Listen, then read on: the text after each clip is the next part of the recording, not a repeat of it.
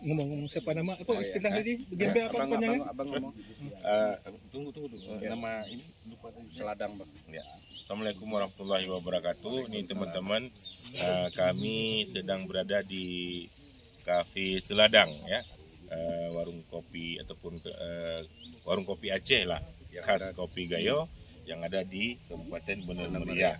Nah, di sini bisa ngopi langsung di kebun kopinya dengan cita rasa kopi yang insya Allah ya terjamin Bang ya, karena beliau ahlinya, ownernya Bang Gembel, mungkin Anda bisa lihat di YouTube tentang profil beliau. Nama aslinya Sadikin, tapi kami harus memanggil beliau Tengku Sadikin.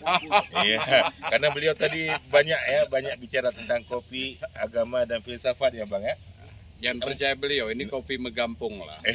Sama datang di Dia kebun. begitu memang. Padi semakin menguning dan semakin menunduk. Beda dengan saya, nggak ada ilmu tapi sok banyak ilmu.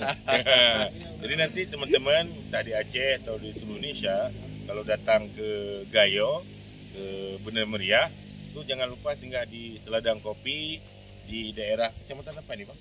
Wih, Pesam, Bang. Kecamatan Wipesam. Wipesam. Wipesam.